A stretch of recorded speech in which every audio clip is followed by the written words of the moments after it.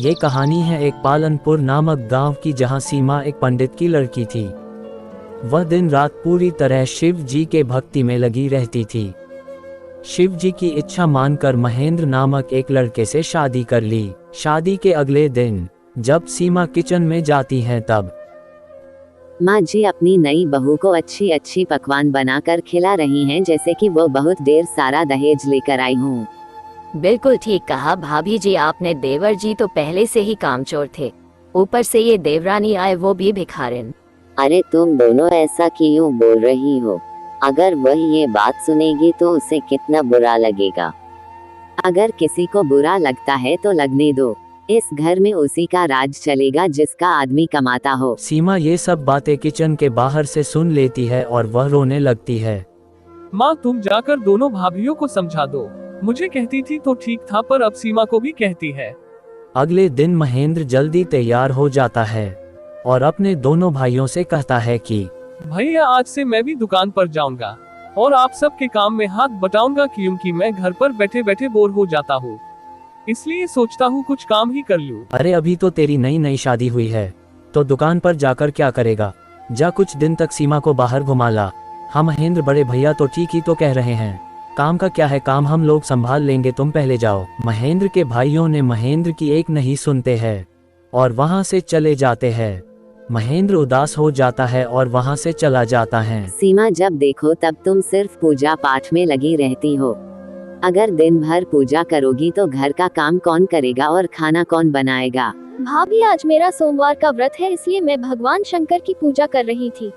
भगवान शंकर की पूजा करने से अगर घर का सारा काम हो जाता तो सब लोग पूजा नहीं करने लग जाते। अरे तुम लोग ऐसा क्यों बोल रही हो? अभी तो बेचारी की नई नई शादी हुई है और हाथ की मेहंदी भी नहीं उतरी है।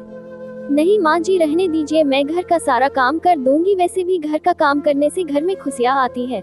सीमा की दोनों भाभी कड़क स्वभाव की थी। अगली सुबह महेंद्र अपने भाई के पास जाता है और कहता है कि भैया आप लोगों से कितने दिनों से कह रहा हूँ कि मुझे भी दुकान जाना है। देख महेंद्र, दरअसल बात यह है कि हम लोग तुझे दुकान में हिस्सा नहीं देना चाहते और ये दुकान हम दोनों अपने नाम पर करवा लिया है। महेंद्र अपनी भाइयों की बातें सुनकर उसका मन उदास हो जाता है कि एक सुबह जब सीमा सो रही होती है। सीमा मुझे माफ कर देना, मैं तुमसे बिना बताए ये चिट्ठी छोड़कर जा रहा हूँ और मैं तभी लौटूंगा जब मेरे पास बहुत देर सारा धन दौलत हो जाएगा। सीमा चिट्ठी पढ़कर रोने लग जाती है और भगवान शंकर से यह प्रार्थना करती है कि महादेव मेरे पति जहाँ कहीं पर भी हो सही सलामत रहे और आप उनकी रक्षा करना। बहुत हुआ शिव भक्ति, तेरा पति तुझे छोड़कर चला गया, अब तू इसका दंड भुगत। जा हमारे लिए भोजन बना, आज हमारा मन कर रहा है खीर पूरी खाने का। बेचारी सीमा सबके लिए भोजन बनाती है लेकिन उसके लिए कुछ नहीं बचता है। वह एक दिन की बासी रोटी खाकर रह जाती है। महेंद्र को गए हुए 6 महीने हो जाते हैं लेकिन उसका कोई अता पता नहीं था। सीमा रोजाना रोते हुए भगवान शंकर से यह प्रार्थना करती रहती थी कि हे प्रभु, इनके गए हुए 6 महीने हो गए हैं और ये दुख अब नहीं सहा जा रहा है, मेरे पति को सही सलामत घर भेज दीजिए। कितनी बार तुम्हें समझाया है कि रोज सुबह हमारे कमरे में नाश्ता बनाकर दे दिया करो, तुझे तो समझ में आता नहीं है। अब तू इस घर में नहीं रहेगी। अरे छोड़ दो इस बेचारी को। भाभी जब तक ये आ नहीं जाते तब तक आप लोग मुझे यहाँ रहने दो, मैं आपसे भीख मांगती हूँ। जैसे शारदा और गीता सीमा को घर से निकलने के लिए धक्का देते हैं तभी एक हाथ उसे पकड़ लेता है।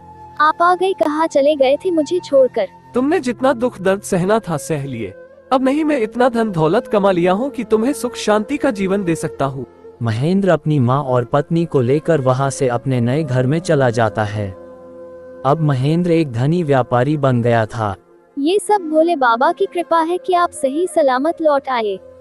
कल शिवरात्रि का त्योहार है, आप कहे तो इस त्योहार को मनाया जाए। हाँ सीमा, हम इस महाशिवरात्रि पर्व को बहुत धूमधाम से मनाएंगे और प्रार्थना करेंगे कि अब हमारी जिंदगी खुशहाल हो।